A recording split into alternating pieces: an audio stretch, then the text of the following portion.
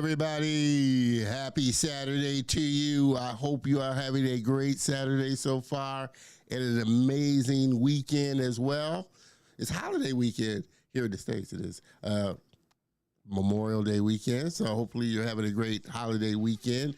But want to welcome you to another great episode of The Color of Motion. My name is Don Terrell. We are here each and every Saturday afternoon, 3 p.m. Central Standard Time, live on the YouTube channel, LinkedIn, the Facebook group, and the website for the show. But I always encourage everybody to hop on over to the YouTube channel, get plugged in, subscribe, hit the bell notification so you don't miss out when all the great content in the show goes live. And we definitely want you to be a part of the Color of Motion family. Mr. Todd Animation, boom, boom, boom, baby. I'm going to get that on a shirt. We're going to start selling that in the swag store. Boom, boom, boom, baby. Appreciate you stopping back by again. What else? Like I said, the swag store is open, so make sure you hop on over there to the swag store, colorofmotion.net/swag. Pick you up something nice, some goodies, cups, mugs, shirts, hoodies, always putting new stuff in the store. So make sure you pick you up something really, really good. You know the drill. Hop in, say hey, where you tuning in from. Like I said, I always want this to be an interactive show. So it's an engagement thing between not only me and the guest, but you and the audience, me and the audience, you as well. So hop into the comments, say hey, where you tuning in from. Man, this season is motoring by fast. Like I said, next week is going to be the last episode that we close out quarter 2 of season 5. This is, I always forget this. I always forget my confetti here, because we are celebrating our 5th year of doing this, The Color of Motion. We are in season 5. Can you believe it? And we are going to hit 200 episodes later on this year, and we're going to do a special episode for 200. We got to, so it's going to be a fun time. Miss Mary Cato, hello, how are you? Appreciate you stopping by and checking out the show. Awesome. I think that's pretty much all the little housekeeping stuff that I can do. Anything else I'll remember later on throughout the show. Let me stop the confetti there. And Miss Sonia, tuning in from Wolverhampton, England. Wow. Tuning in from Wolverhampton, England. Wow. I appreciate that, Sonia, tuning in. I always say, I'm an international show. I can honestly say that The Color of Motion is an international show, and I'm proud of that. We have viewers all over the world. So thank you for tuning in, and don't let this be the last time for sure that I see you in the audience. Mary, appreciate that. Thank you. All right, with that, I think we can get this show on the road. I've been so looking forward to this. This is going to be a great episode. Looking forward to diving into this conversation. Like I said, and I was just telling my guests beforehand, typically this one kind of slipped in because normally I don't schedule an episode over if the show falls on a holiday weekend, because most people are traveling, that type of thing. So if it's a major holiday weekend, I usually don't schedule a show. I'll do like a replay or something like that. But this reason, I forgot to block off the date. And Nathan and our next guest, they booked it. So this is going to be a great episode. But like I said, I've been looking forward to this because I'm looking forward to diving into the conversation with them on what they're working on. So without further ado, I think we can get this show on the road. What do you say?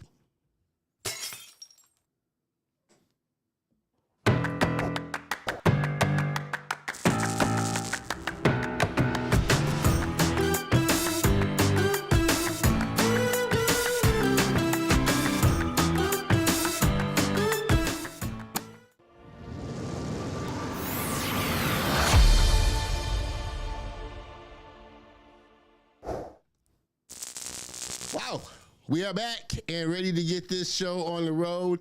Like I said, not only did you get a special one today because it's, like I said, the holiday weekend and you'll get an episode today, but you get two for today. Another two for today. I'm having a lot of twofers this season, so you're getting a lot of great episodes and a lot of great guests coming on.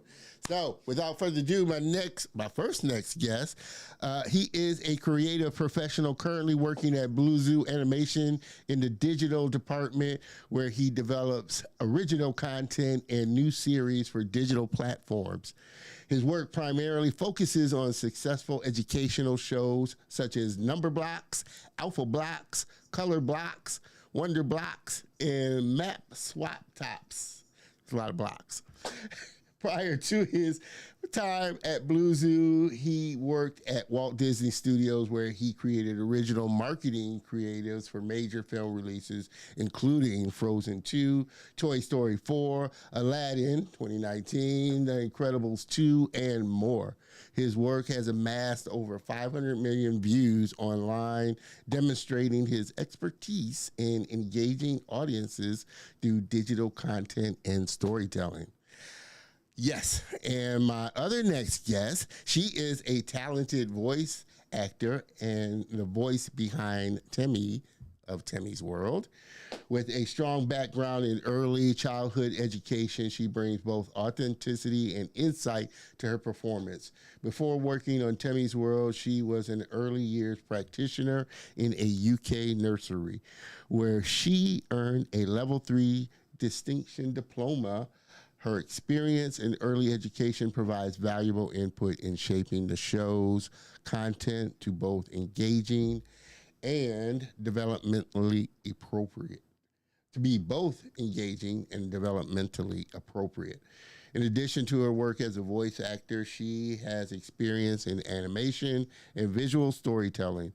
She has contributed as an artist on a Blue Zoo digital series and worked as a storyboard artist for a Disney commercial campaign. Her multidisciplinary skills enhance her ability to bring characters to life in a way that is both entertaining and educational. Whew. Everybody, please help me welcome my very special guest and friend, Mr. Nathan Wilkes and Miss Toni Matthews.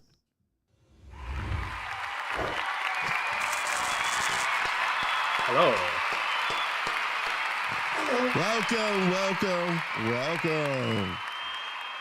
Oh, that was great. I want you to read that every time I enter a room. Just go through my whole mind. I'm going to have to take a sip on that one. That's a lot. Yeah, fair.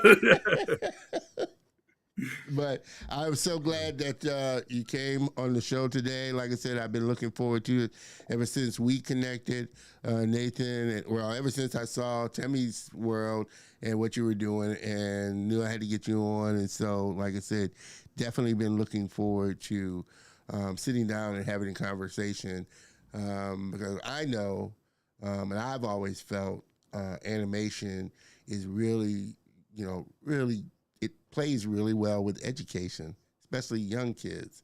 And so I really would love to dive into, like I said, how you're pairing animation with education and really giving kids experience in learning. But first, I want to ask both of you kind of how you kind of just what initially interested you or sparked that interest in animation early on for both of you. Ladies first, Toni, what was that thing that when you were a kid that really sparked it for you? I've just always had like a creative side. Art's always been a good outlet for me. I've always just felt most comfortable when just drawing. I've always had a paper and pencil in my hand and just been sketching something. And from young, one of the things I've always wanted to do is create my own cartoons and see like a likeness of myself in my artwork, which I know sounds a bit narcissistic, but just, growing up, you didn't have a lot of cartoons that looked like us. So it's nice to be part of that as an adult. Yeah, hey, that's the whole premise of why I started doing this show, is when I wanted to be a comic strip artist, and I love comic strips and cartoons, but I didn't see a lot. And I was a big Peanuts fan, like Snoopy Peanuts fan. Yeah, yeah. But I loved all comics, but I didn't see a lot of characters or creators that looked like me. So I know how important that is for kids and younger kids and other people just to see themselves doing that. Nathan, what about you? What was it that, kind of, caught your interest when you were younger that kind of got you, this is what I would love to do? Yeah, I think similarly. Like I was just always obsessed with just the idea of animation. I think I started in film. I think I started doing like live action stuff first, and then like as a kid, and then as I grew up, it got harder and harder to convince people to star in these films that I wanted to do, and animation slowly became the answer to that. I was like, oh, I can just do this on my own in my bedroom. I don't need anyone. And then I just have But lived a that life. quickly changes when you get bigger. You realize. Yeah, exactly. Yeah, then it goes the other way once again. You realize that's not the same in animation. Yeah. either. So I've lived a life just like that nerdy animation kid for lots of years, and then and then like you said, now it's kind of gone back the other way. Now working with lots of amazing people like Tony, like other people, and Thank you. just never let go. Well, obviously, you're both from the UK. What were the animations that you kind of grew up? I'm pretty sure like Disney's worldwide. I guess everybody grows up on kind of Disney stuff, but I'm curious the ones that are like more localized or like we wouldn't see or know about kind of necessarily over here. Were there cartoons like that were like really you could get? Yeah, there were. I mean, most cartoons I watched were on Cartoon Network or Nickelodeon, which is, worldwide. But I watched things like Danger Mouse, which is quite British. Okay. Yeah, super. I think similarly. I think it's look. I think we're old enough to the point where or young enough rather, where I think a lot of that US stuff had come over here. Yeah. But it's interesting. I watched some Disney films, but like the core ones and the big ones did not watch until I was like 12, 13, and was just more like playing catch up. So like Snow White, Cinderella, Beauty and the Beast, like hadn't really seen any of them for years. Yeah. But yeah, I think this is a great one. Blue Cow. I guess you wouldn't have heard of that one. I remember Blue That was a Cow. UK based show. That was on BBC, which was really fun. And then Danger Mouse is a great one. Wallace and Gromit is a great one. All right. Well, that's kind of big over here. Wallace and Gromit is really UK-ish. Yeah. But for you, so how did your kind of parents or family kind of encourage your creative kind of uses? Were they really good about, they saw the creativeness in you and just really allowed, nurtured it, allowed you to run with it and really just helped it along the way? Yeah, one distinct memory I have from childhood is under the stairs in my first house. I guess it was our second house, but I remember it being our first house. We had like this huge box that had I'm going to say A1 paper, but it might have been A1 or A0, but because I was a child, I just remember it being huge and I can access it whenever I wanted. It felt like it was an unlimited, endless supply. And I just take out a huge like sheet, sometimes get my mum and my dad to help me, and I just lay it out on the sitting room floor, have all my pencils and stuff around me, and I just spend hours while watching cartoons on TV, just like scribbling, doodling, making things. And I remember this one time I made a Buzz Lightyear that was like the size of the paper, and that just felt like I felt like I'd made it, It's just like definitely I think little things like that helped create this safe environment where I felt like I could just get my creativity flowing whenever I felt like it was just there for me. And I often went stationery shopping, which was something I absolutely loved with my mum. So just having that constant like, okay, we can go get this, and it didn't have to be expensive. Do you know what I mean? Like I don't know how much that box of paper cost, but I'm sure because it was a bulk, it probably was cheap, but it meant the world to me. And just little things like that just opening that door to having endless fun and endless creativity really, really helped. Nathan? Yeah, I think similarly. I think yeah, just always that encouragement and that support and all of those lovely things I think was always there. A distinct memory for me was that I remember at Christmas there was this new toy that had come out, which was basically, it was just basically a camera and a green screen was what it was, but they were kind of marketing it as a toy for kids. And it's so funny that it costs about like £100, and I was like, "Mum, this is what I want for Christmas. I know I want it." And it was called a creation station, and it was, I think and I then yeah, vaguely you just like remember that. yeah, and I you never just plug had it it, into but your I computer. remember it. Yeah, and it was such a good. It just once Oh, I had man. my own camera, it was like that was it. It was game over. I knew there was nothing else I wanted to do, and my parents were always so encouraging. And yeah, I think once I didn't have to use the family camcorder, and I just had unlimited access to my own camera, it just like kicked off this thing that yeah. And then yeah, likewise, like then animation software and all these other things, like taking me to, there was this like local animator editor guy in the area, and like taking me to meet with him, and he taught me lots of different things. You know, there's so many things I could go into that they've done over the years in terms of just supporting me. And yeah, I think another thing was there was this course in the UK you can do called the Arts Award, and I remember a while back it was run through our local theatre, and I remember there was a point where I was like, "Oh, I don't really want to do this thing anymore. I don't want to do it." And my mum was just like, "Okay, yeah, don't worry, we won't do it anymore." And she told me that we weren't going to do it anymore, and she secretly kept me signed on to it. And then when they announced like these like big schemes and stuff, she's like, and I was like, "Oh, I wish I was still on it." She was like, "Ha, I never actually took you on it." And I was She like, knew you "Oh, all good." too well. She knew me well. Yeah. So that was always a good one for sure. Oh, man. So what, and this is for the both of you as well. What was kind of the big thing that you learned as you were getting into the animation industry that you kind of didn't, kind of caught you by surprise, or it was like, oh, okay, wow, I didn't kind of realize this type of thing as you were kind of getting into it? And what was kind of the hardest thing for you to kind of, I guess, grasp?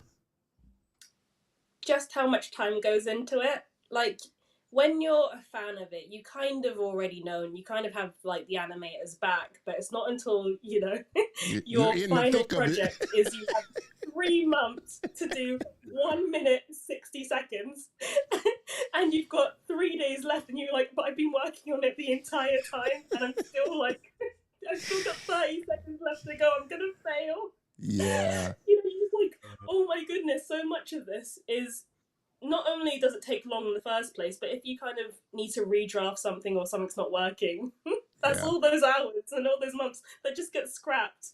Yeah. That never, you never recover from the time. You still have the same time limit Yeah. to then continue with the same. Yeah, it's just the amount of time and dedication that goes into it. I don't think I was prepared for, but I think learning that, I've taken that into everything I've done out of animation since then. So yeah, it's definitely been beneficial. Oh, man. What about you, Nathan? Yeah, I think that's definitely a good one. I think the thing that's caught me off guard the most is like the business side of it, of like how the animation gets sold and like and made, and all of that side in terms of the pitching, and how I've seen how big animation directors Yeah. can they're in these meetings about the trailers or the TV spots, all these different things, and I sit there wondering, like, is this what they wanted to do when they studied anime? Like, is this what they wanted to get into? Just like sit in meetings about the posters and like the marketing strategy, or do they just want to be anime? It's such a weird concept. Like when you get Yeah. bigger, like yeah, I that mean, that well, level. I mean, I guess they just have a passion for it, because when you think Yeah, about it, or passion for the industry, but they may not just be good animators or something like that. Maybe they're, 'cause I tell people like that they love the industry, but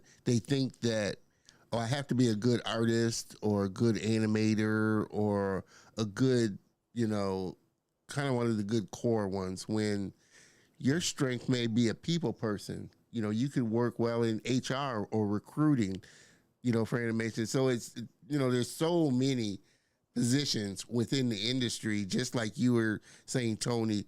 You didn't realize at first how much time it takes. It's so much time and so many people that are involved, in the production of just a small animation, let alone a feature length type of thing, that it's hard for people to grasp, like you said, that aren't maybe in the industry or kind of around animation, to kind of understand this. Yeah, it is the time consuming thing, and you really have to have a passion for it, and a love for it. And people quickly realize kind of what they enjoy doing within that.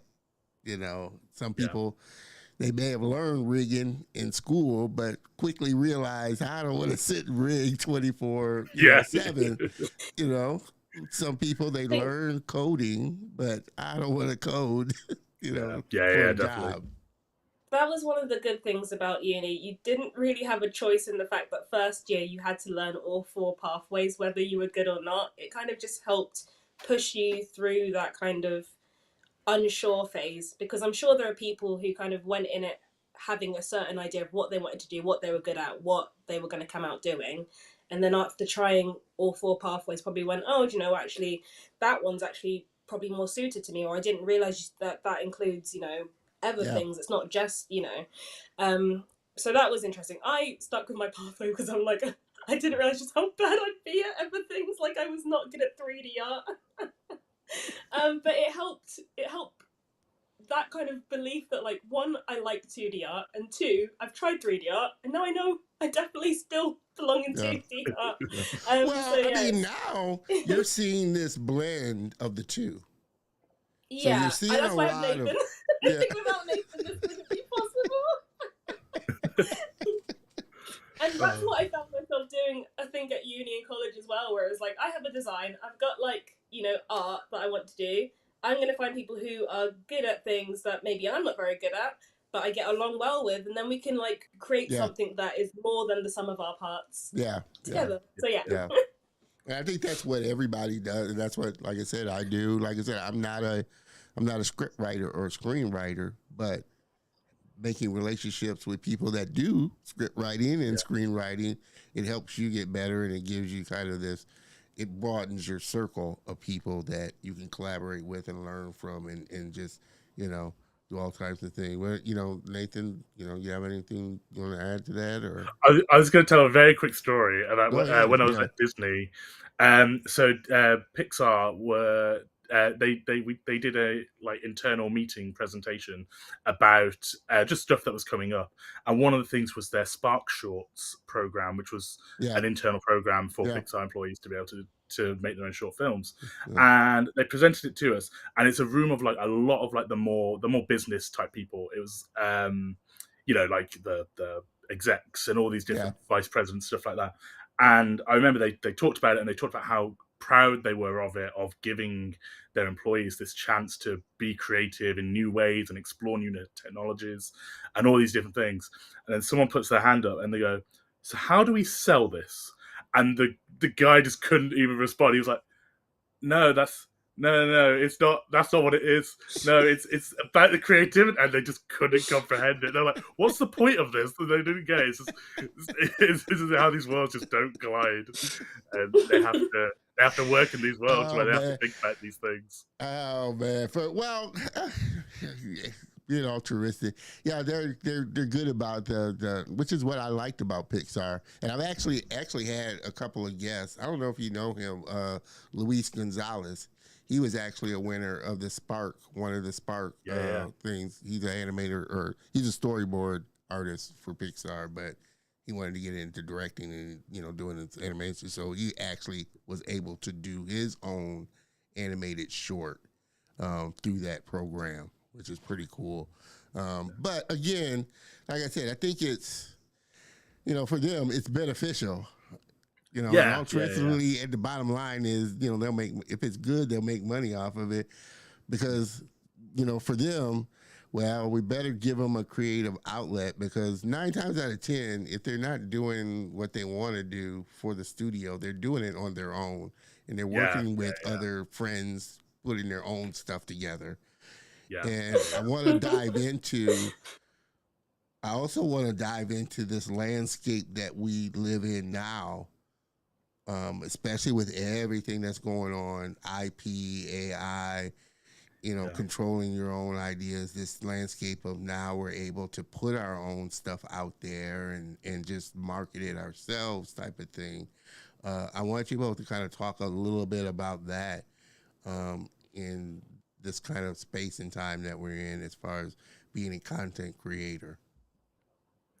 yeah. It's a really interesting one in terms of just this like green light yourself mentality that's going Yeah. on. And yeah, it's such an interesting time. I think that's why I love the idea of Temis World so much, is that it's something that I've loved watching from afar for a long time. It's been great seeing creators just come up and like just make something because they wanted to make it like for their kid or like for their friend, or just do something with their friends and things like that, and then they'll just put it online, see if it's any good, and then it ends up blowing up and being this massive thing. And not even just in the kid space, like, or the animation space, like Oh yeah. just like the obvious one, Mr. Beast. So Yeah. obviously, to Yeah. look at, I love watching stuff like that, where like looking at their first videos of where they started and where they are now, and that sort Yeah. of thing is it's just always really interesting. Um, but yeah, there's so many great creators like Gracie's Corner on YouTube, and Gecko's Garage, and Miss Rachel on the live action side. There's all these brilliant people who are making amazing kids content and kind of just controlling their own destiny a bit, which is really really interesting to see, and just how that's going to develop. And then they're kind of, it becomes this one thing that they've just made on their own, and then a Netflix or another broadcaster or whoever it might be is coming in and then saying, "Oh, actually, you're doing this so well. We need you now. The Yeah. tables are turning," and it's a really interesting world where that's now, this dynamic is changing for sure. Yeah. Yeah. Tony, any thoughts? Because Um, I feel like we live, like I said, we as creators have immense power. I feel like we have immense power Yeah, in our hands. yeah, we do have like the power to illustrate. I know it's such a weird word, but like illustrate our ideas, because like there's one thing telling someone something, and there's another thing showing someone something. Yeah. So yeah, we do try and use that for good, I guess. yeah, I feel like I've got Yeah. all these words in my head and I'm just saying like the most basic things, but no, we've tried to take our platform and go, well, how can we make the most of it? How can we, take something and give back with it? So Yeah. yeah, Or it is a just creative, tell your powerful story, thing. or just Yeah. tell, if you have just a corny, it doesn't even have to be anything that's going to change the world. I don't think Beavis and Butthead changed the world, but it did have a following. People enjoyed yeah, it. I yeah, mean, and it was something, obviously, it had a massive following. Enough people loved it. It wasn't necessarily my kind of animation, but that lets you know there's audience for everything. It's just getting out there and finding it. And you made a point, Nathan, that the studios are going to come. Trust me, if they see you got a massive following, they're definitely going to come. If they see you got a massive following nowadays, you got content creators that are getting sponsorship deals, and they don't have like Mr. Beast type numbers, but yeah, as long as they see that your audience, that you're tapped into your audience, and that's an audience that they can sell to and connect yeah, with, they're yeah, going to yeah, come yeah. to it, type of thing. I'm curious what you thought, or what was your thought when Flo won the Oscar, or what were you thinking when Flo won? Yes, I mean, I'm not going to try and pronounce the director's name because I know I'm going to mess it up. Yeah. But I know I yeah, I loved not just that film, but also his last film, and I also can't remember the name of that, but it was a guy on a boat. Away, that was what it's called. Yeah. And that one especially, because that first one he made pretty much on his own, Yeah, he and then did. Flow, yeah, and Yeah. Flow's kind Flo, of he bigger said, was the team. first time he collaborated with anybody. Yeah, which is incredible to me, to make an entire feature film on your own. And Yeah. so, yeah, I'm massively inspired by people like that I who don't can know. just kind of get up and do their That own whole thing. process is just you scratch your head. I'm like, not Yeah. only did like I said, one, he didn't use industry standard software, which I hate saying industry standard because it doesn't matter what the software No, is. yeah. Obviously, you can use a free tool like Blender and create Yeah. something amazing. So Yeah. just that, the fact that I think he rendered most of the film on his laptop. So that type of stuff, it's just insane, the whole Yeah. thing. But it does tell you that, one, you don't need a lot to tell a great story. You don't even need dialogue to tell a great story because that didn't even have dialogue in it. No, it didn't. You know, so that's why I'm telling you, you know, it really does say a lot on a lot of different levels. I think Yeah, part definitely. of the beauty, sorry, I didn't mean to No, cut you you go. off. I think part of the beauty of that film is that you can see that it's a little bit rough in the sense that it doesn't have like what you're used to seeing. But I think great things like for instance, I know it's not a comparison, but to me it feels like a comparison. Things like 101 Dalmatians, where you can see the underlying sketching in the animation, like little things to artists who know what goes into it. Like I live for that kind of thing. So with Flow, and you can kind of just see the objects, and I know it sounds weird, but I can imagine what it looks like stripped down because of how like bare and real it is, and it just gives you this like feeling of like just you're proud because you know what goes into it, you can see what goes into it, you can feel what goes into it, and I feel like there's like a bit of a unique passion in that in itself that just kind of speaks for itself. Yeah. No, I mean, obviously, and I've seen some of his animatics. He's done like that animatic side by side with the final. Yeah. It's very minimal difference between the two. Like, okay, it's pretty blocky. Yeah, you can just feel that underlying rawness of it, can't you? Yeah, but see, my thought was, which I think that's the beauty of this time, because people are tired. I didn't think. One, I thought it was between Flo and the Wild Robot. I figured it was going to be one of those two that won, because Disney has a movie up for an Oscar every year. Pixar has a movie up for an Oscar every year. It's the same type. So now that's why I say this time now, because now you got people experimenting, trying just different stuff, telling their stories, and you're getting all these kinds of meshes between styles and things like that, where you are seeing the roughness, as you said, that people like and want to see, as opposed to this polished thing machine all the time. Miss Mary, definitely. I appreciate that. I love the passion and dedication in Nathan and Tony, and wish them well and God blessings for their amazing path. Now, definitely. And we're going to take a look at demo of Temis World in a little bit here.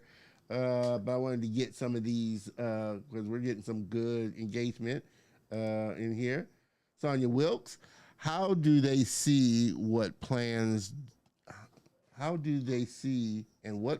do they have for Temis World's development in the UK and USA? Before you dive into that, I want to show Temis World. So we're going to come back to that question, Sonia. Let's take a quick look at Temis World, which is an amazing children's animation education series and platform. So let's take a quick look and we'll come back. Are you ready? Let's go! The Temis World YouTube channel helps your little ones discover, explore, and grow through engaging play. 1, 2, 3. Pin. Red. Orange. Yellow. It's happy dance time. Happy dance. Happy dance. Subscribe to the Temis World YouTube channel today. Awesome. Okay, now we can come back to this question, Sonia.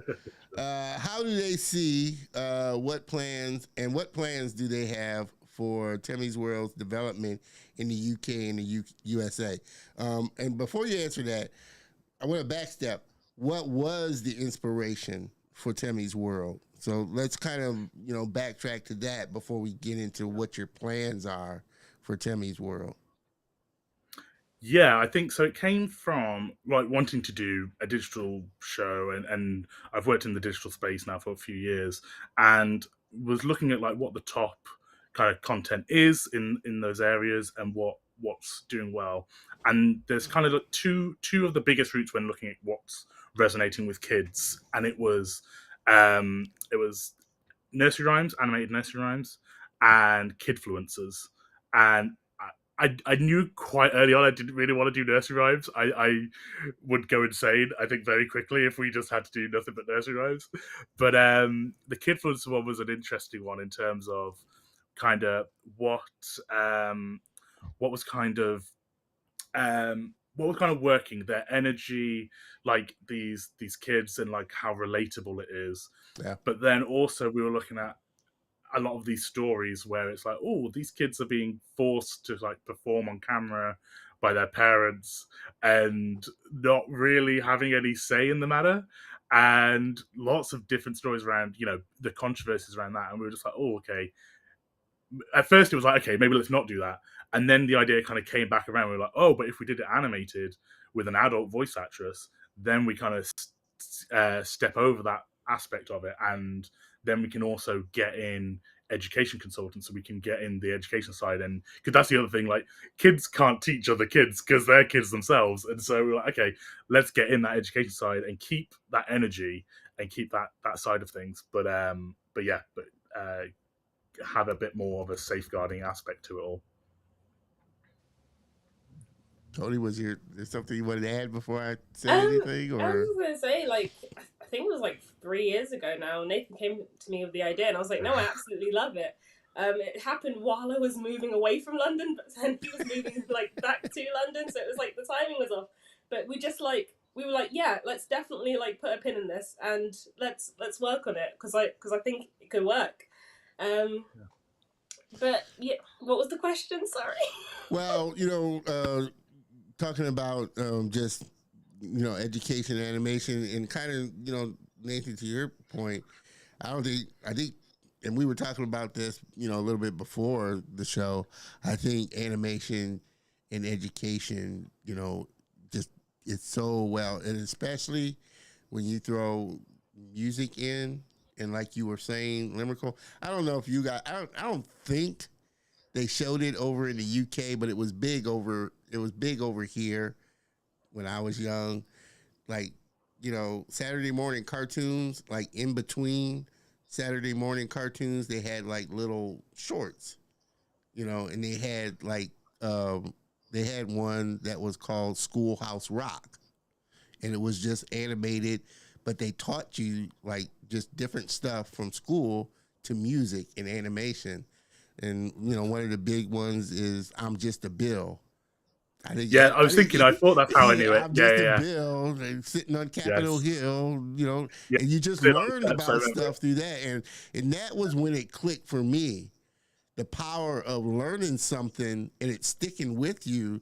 Watching animation, you don't think about it as a kid. You're just watching it and it grows. But as I got into, as I got older and was getting into graphics and animation in the industry, it really clicked. Wow, that's really powerful, because I can recite pretty much everything still to this day. Yeah. Most of them, my favorite one was Verb. They had one with a verb. It's just because that was really the main one that had a black character that was a superhero. So, but it was just, and then conjunction junction, what's your function, hooking up words and phrases and his clauses, like, so it was just really powerful. Like I said, I love how you're marrying education with animation.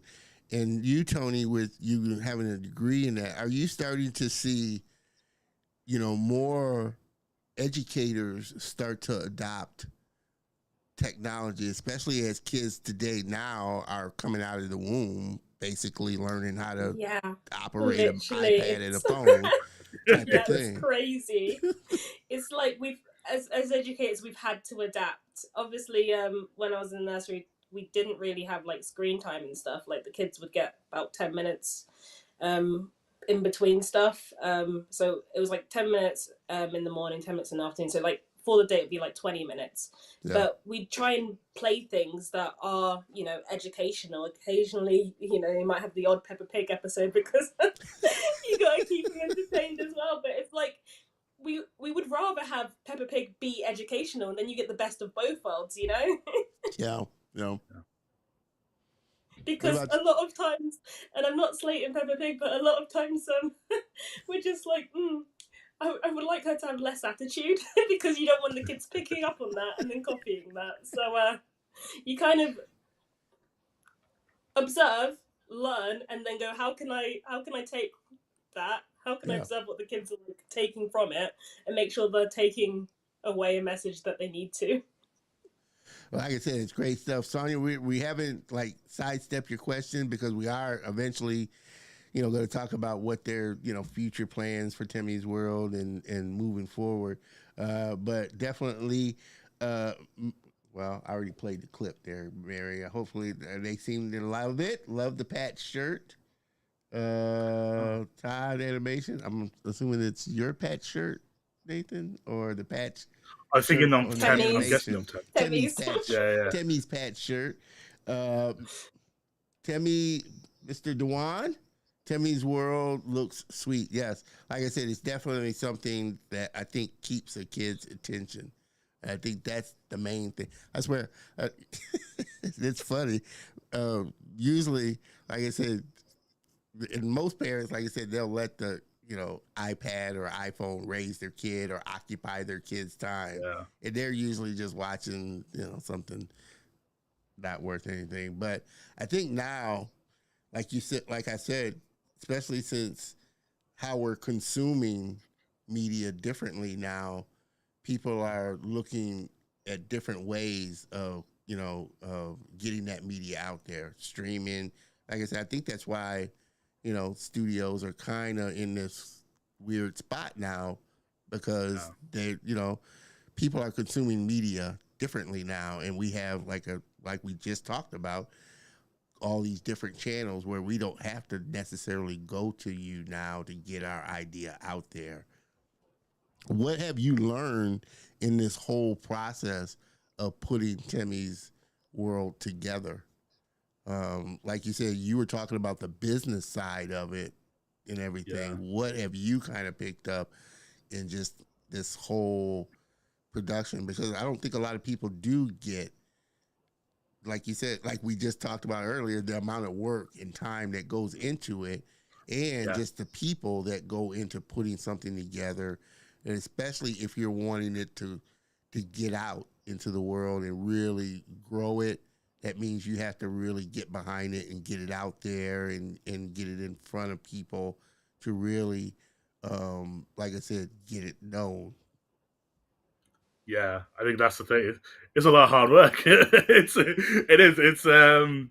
been intense, and I think it's good, and I think that's the big thing though, is that, you know, you can work, you know, 18 hours, you know, in a studio job, and that, you know, you'll never. Oh, you might do. Depends on your studio, but I guess for most jobs and most studios, the hours you do and stuff like that doesn't. Or the work you do, you'll never get more. You know, if I make a video which gets like loads and loads of views on YouTube, I don't get any additional money for making that video. And so, what's been great about this is I'm getting the rewards of my work rather than, you know, just having this kind of like flat rate. And I think that's been the big thing of, like, you know, no matter if it is hard and it is tough, I'm going to still get the rewards of it at the end. I think that's been good. I think there's just been loads of lessons in terms of just like problem solving and just figuring things out, and, you know, like scripting things and going, oh, let's you know, let's position this differently, and just like the way we wanted to position the brand and build it into an IP. I think that's the big difference between, you know, doing a personal project where you can do it, and obviously that's still hard work in itself, but then you can just do it, and then you can just like put it on YouTube and hope it does something. Whereas what we've been trying to do is basically build an IP where we've got, the social media, the website, the activity sheets on the website, products, all these different things going on. And we're trying to just kind of cover all the bases that normally like a whole company would do. And so we're just trying to get all of that done. But it's been good. It's been rewarding. It's been, already just like feeling that love and feeling that energy has been lovely. Definitely. Yeah, I think Nathan slightly touched on it, where if you're like in a company doing something, you're kind of responsible for what you do as your job role. But it is nice that I can say, hey Nathan, I just reviewed the last thing we did, and is it alright if we change this? Is it alright if we like change the wording of this? Can we like make us say this instead of that? Or I think this line will be suited better earlier, just because it gives it more context. And just having that creative control that there's two of us, right? So we just go, let's try it and see how it feels. If it doesn't work out, then we just, it's so much more hands-on. It's great. Well, I think that's why every creator works on their own stuff, because they enjoy the ownness of, this is what I created and this is what I put in, or this is what we collectively as creatives worked on and put out there, and people enjoy it and love it, type of thing. And like I said, that's, it's, man, I'm old school, as you can see by the gray hair. So I enjoy watching the progression of technology over time, and just how time is now. Trust me, I've been in business, the advertising, design, graphics business for over 40 years now, a long while. And I've seen, just this span of technology and how things are done and how content is created. It's just amazing to watch.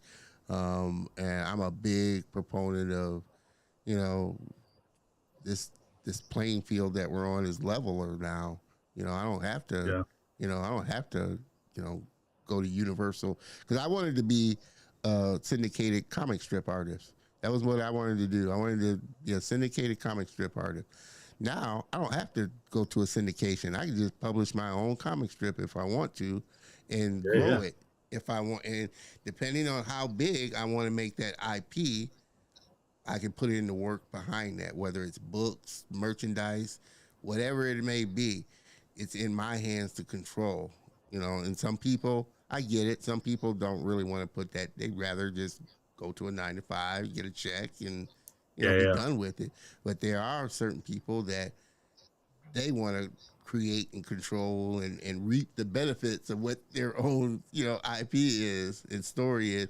Or even if it's not reaping the benefits, but they just don't want their idea warped or changed in any kind of way. They want it the way it is, type of thing, and tell it the way it is, type of thing. I think that's the thing as well, where like when you're working in these massive teams and there's lots of different people, and especially if it's not something that you've made yourself, you can say like, oh, I did this great thing and I'm really proud of it and stuff. And if it's a success, that's great. But you never get to fully be like, I am responsible for all of this, Whereas with Temis World, we can just say, like, we are, if it's a success, we can say we're responsible for that success, rather than it being, some, broadcaster or the original creator or some higher up or anything like that. It is just us. And so we get the rewards of that. Yeah. And that's the thing. I mean, you can sit and create. And I've seen some stuff that, animations that artists have created by themselves. Took them a few years, and it's a short. But if you have a story, obviously you need a team, and you need to work with people to get your idea. You really, you kind of realize that. I guess I'm not going to try and pronounce the guy's name who did Flow. I'm sorry. I can take Gintz, and then I don't know the second name. I'm sorry. But like I said, that was his first time working with people. Everything else prior to that, he did himself. Maybe some, I don't know. Well, I don't know if he knows music or did the soundtrack or that type of thing for stuff. But even on that small level, you still have to work with people. Even you're animating it, modeling. You may not be a composer, but you're going to need some music to it. So you got to work with somebody to work with it. Nothing's ever kind of siloed alone type of thing. So you kind of have to work, learn to work with people. I'm kind of curious, with that, with new technology, obviously AI is kind of sweeping through and kind of leaving its mark on a lot of different areas. Do you see it, or how do you see it in what you're doing and what you're creating? Yeah, that's a whole ballpark. It's such a it's the big talking point at the moment. And I think it's been an interesting one. So like Tony said, I came to her with the idea 3 years ago, and I wish we could have done it 3 years ago before there was a lot of AI stuff. And I think sorry, one sec. It's the big talking point at the moment. Yeah, you're listening to There them. we go. Yeah, so I think it's I think what 3 years ago there was a lot less AI stuff on YouTube, and it's not that I'm anti AI or anything, but I think I'm anti the AI where they have just like put a prompt in, that's the video, they're not really even checking it, and then they just upload it straight to YouTube, and it's like there's no thought, there's no care into it or anything like that, and I think that's where, I'm less keen, and I think there's a lot of that on YouTube, and I think breaking through that noise has been difficult because it's been a bit sad to see our stuff kind of like alongside a lot of those channels, and just be like, oh no, we're not that, and but it's a tool, and I think we're not using it at the moment. I think if there was an opportunity that felt right, we would. I will say I use it for like the data analysis part of the YouTube channel and that side of things. But yeah, we're not using it for any of the creative side. But I think it's just a tool, and I think it depends how you use it. And I think that's the issue is kind of those sloppy channels where they're just using it and just putting it out, and then especially when they then claim it's like, I've made this thing, like, okay, but I think it's going there, and I'm just hoping that it can be used in a way that's going to be like used responsibly and used with thought and care, and not with just putting slop out there.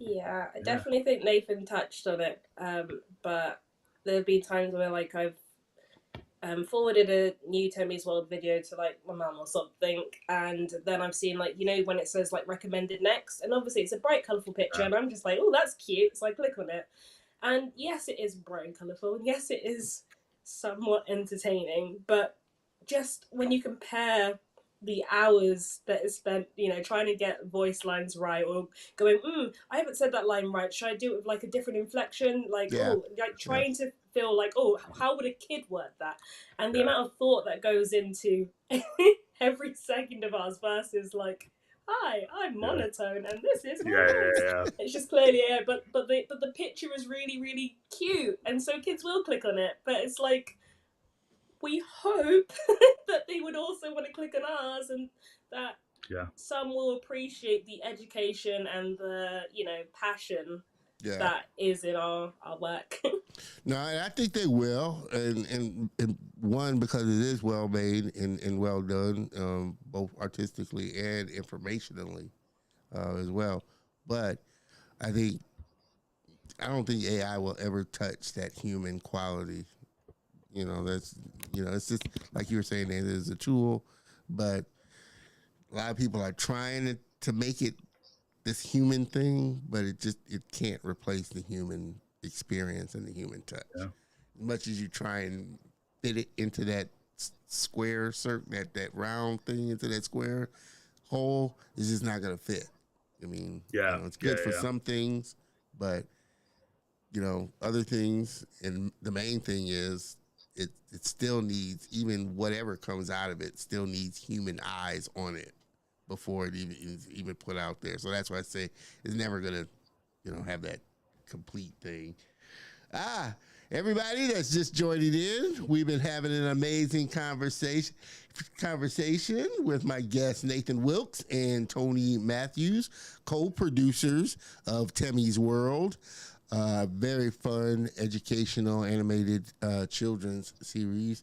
Todd, animation. How do you manage to produce so much content outside of work without AI? That's the kicker thing. If you're going to do a web series, and I know a lot of people that do a web series, they may have like, you know, even for like a 5-minute kind of thing, it may take them 2 or 3 weeks. So they may have like one new episode a month or something like that.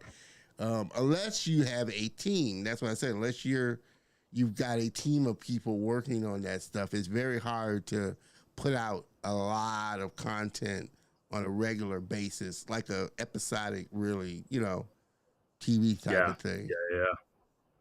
Yeah. So I think this is where our pipeline kind of comes in quite nicely. So we use a software called Adobe Character Animator, and so Adobe Character. Yeah, so Adobe, if you're watching, I'm trying to get you guys as a sponsor. So if you guys have do it. You know, well, yeah, I'm about to give them a lot of free publicity, so they better. So I think that's been really helpful. True. I think that's a really nice way of being able to efficiently produce animation, where it's not, and it's one of the, it's not the most polished, it's not the most, you know, specific. You don't get as much control as you would with, you know, like Adobe Animator or TV Paint or Toon Boom, Boom or something like that. But any it is of good. those. I'm kind of looking at it because it's got a live stream aspect to it. And I've been kind of looking at, because I want to do like an animated character of myself doing the interview type of thing. So I've been kind of looking at it, you know, for that type of thing. But it is a really good software. Yeah, definitely. That'd be interesting. That'd be great.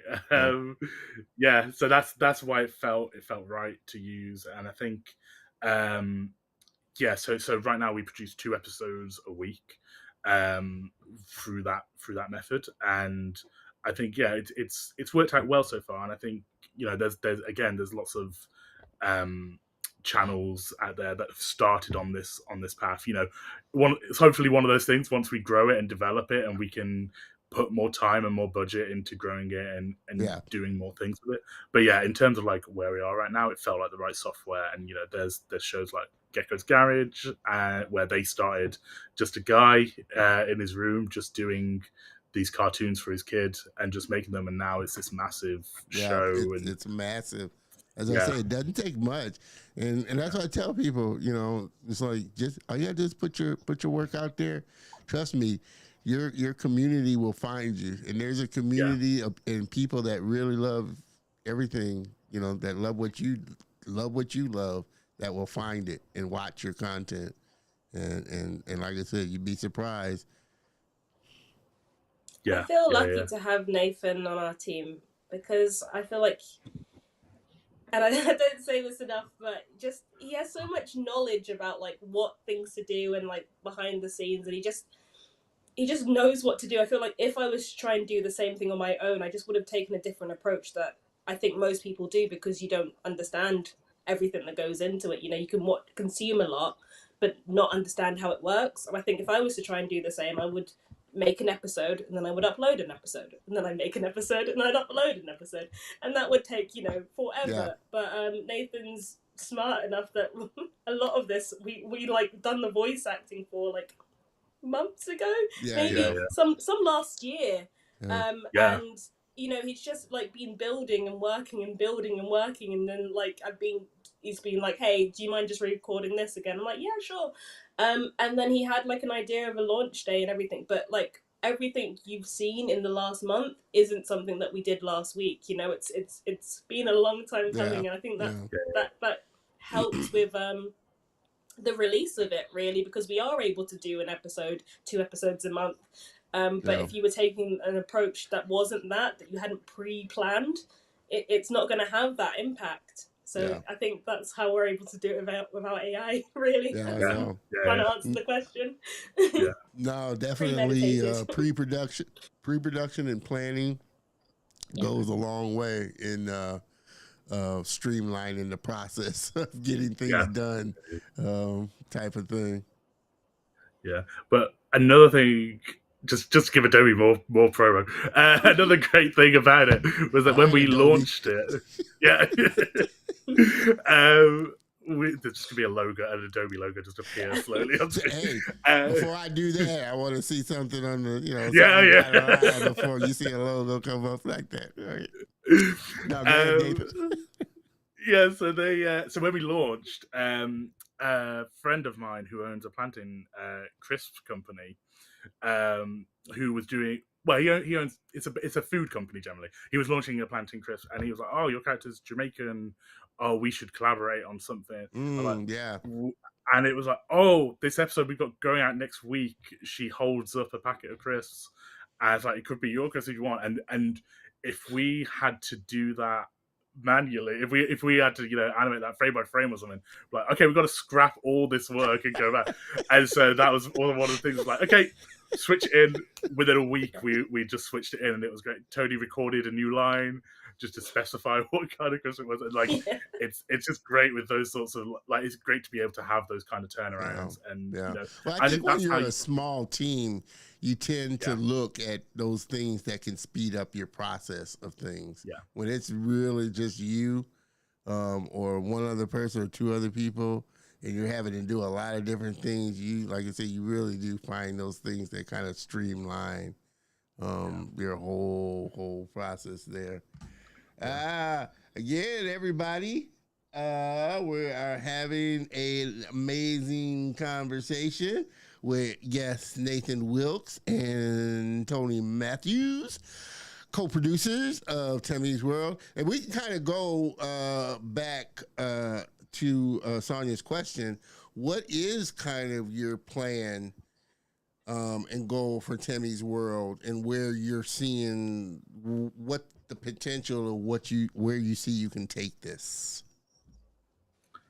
Yeah, it's always one of the things. I don't want to like put specific number, and a lot of people have asked me like, "Oh, what's like the number you're trying to get to, of the number of subs or the number?" And I'm like, "Oh, I don't want to say," because I think the second you start like saying, exactly what number you want to hit or what the specific goal is, there's that expectation. I think right now we're just having a lot of fun just making it and just enjoying that process, no matter how busy it might be. But it's but I think we are heavily inspired by creators who are making amazing content, like a Gracie's Corner and like a Miss Rachel, who started just like filming on a green screen and is now on Netflix and all these things. I think we are inspired. Is that your end goal, wanting to get it on like a platform like Netflix or picked up by some other bigger platform?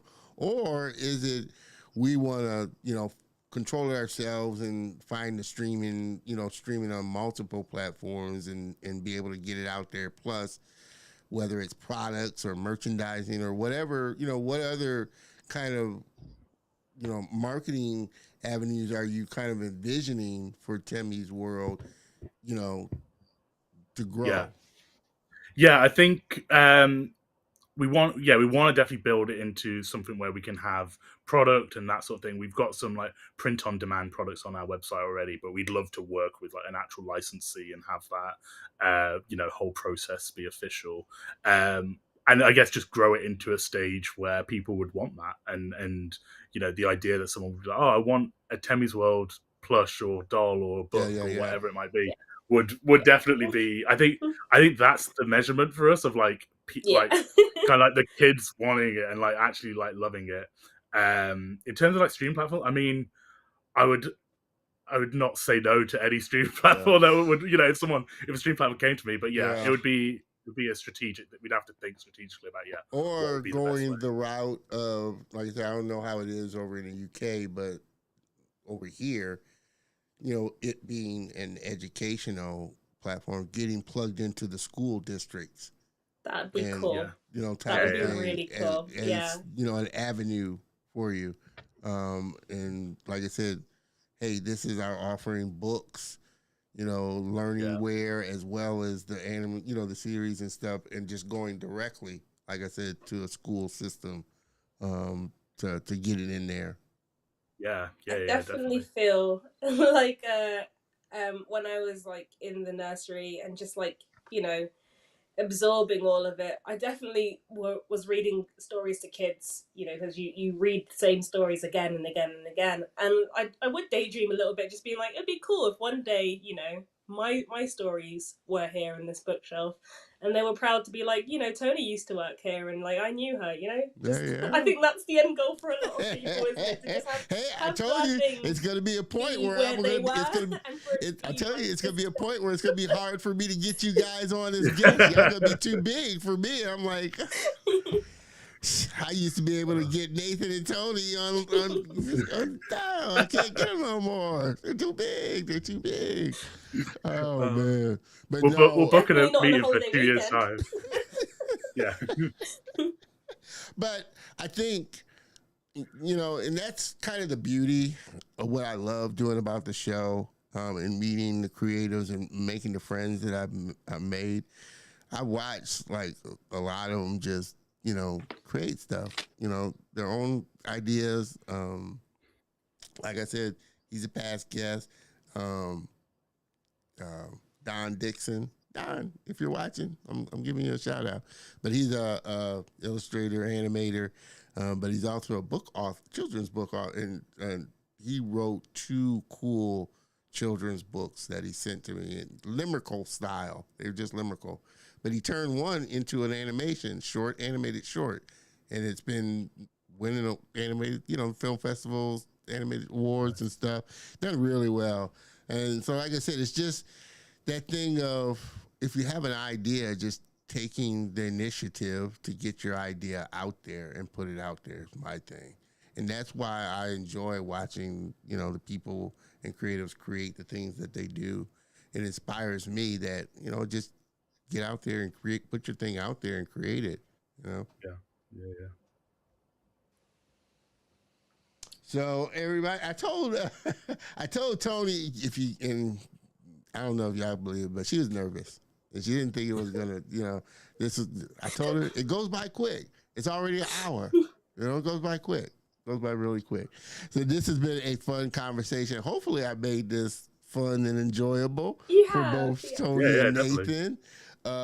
What's been the best piece of advice that somebody's given you to this point that's really helped you on your journey? I think just keep going with it. I think so. People saying like, when you launch, even if you only get 10 subscribers, just keep going with it because other people have launched with less and they've made it. I think that's the thing I'm keeping in the back of my head every time I'm like looking at the videos after an hour, being like, it's not on 1 million views in 1 hour. What's going on? And then just like going over and over, being like, okay, it's fine. And just pacing ourselves and just figuring things out as we go has been good. I definitely think for me, it's something that I was told on the first day of uni, and it was how important networking is. Because, you know, how many years later, and I'm doing this, and I would have never imagined that someone in that class of 120, I think there were of us, would, you know, change my life. So, yeah. No.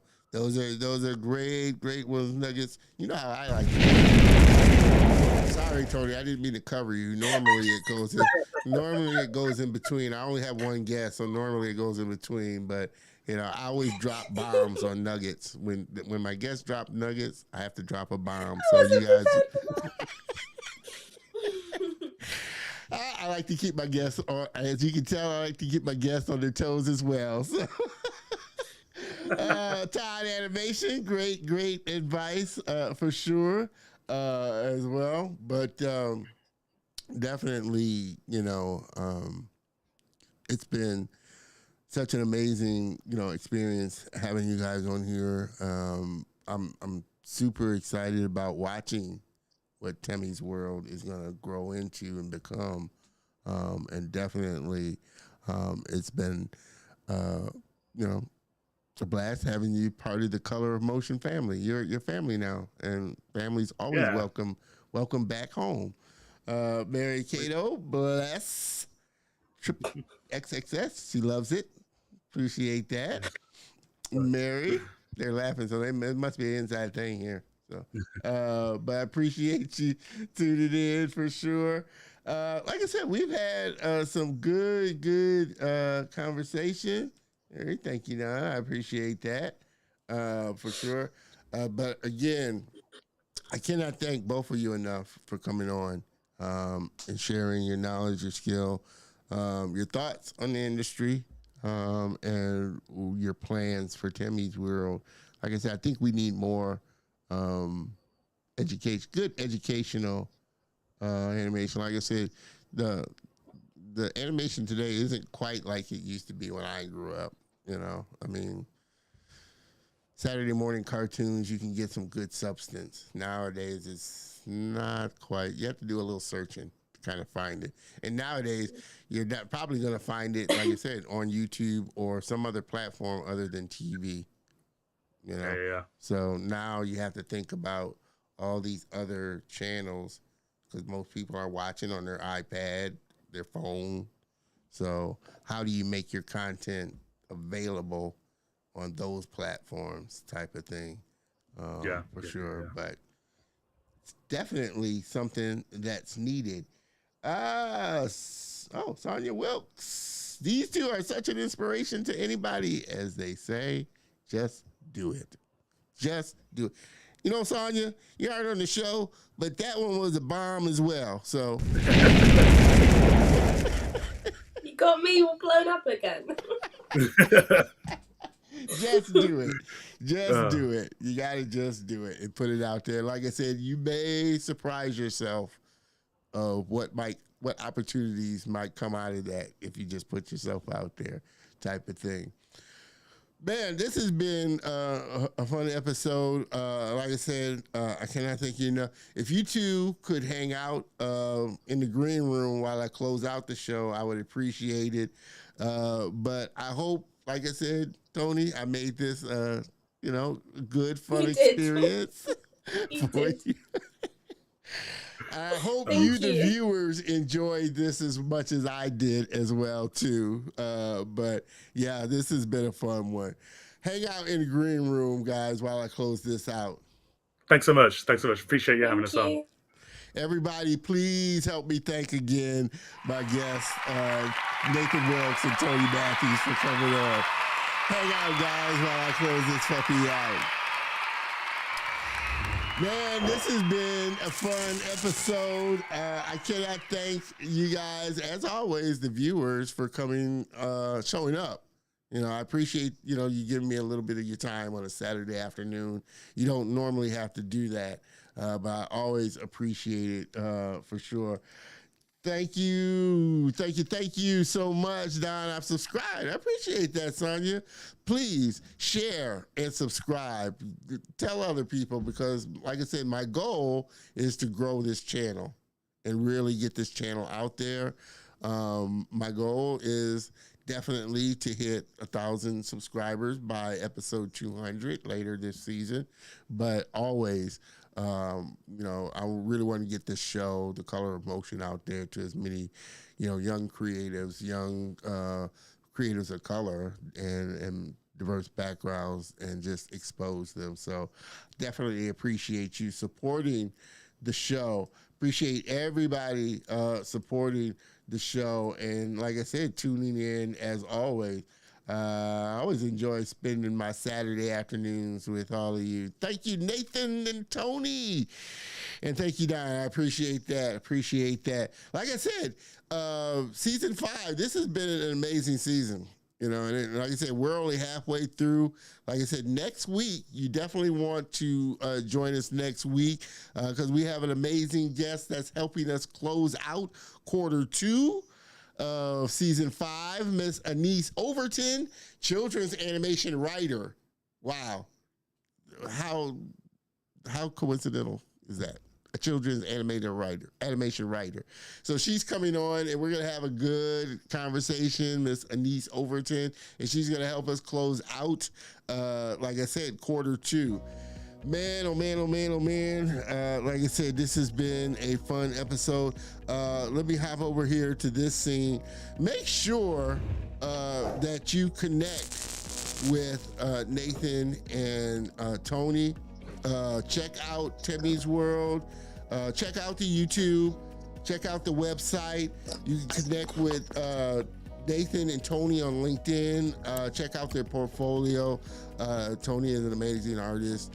We didn't have near enough time to dive into a lot of her work, but she's not only a consultant on the educational, informational side, and not only an animator, not only a voice artist, but she's an illustrator as well.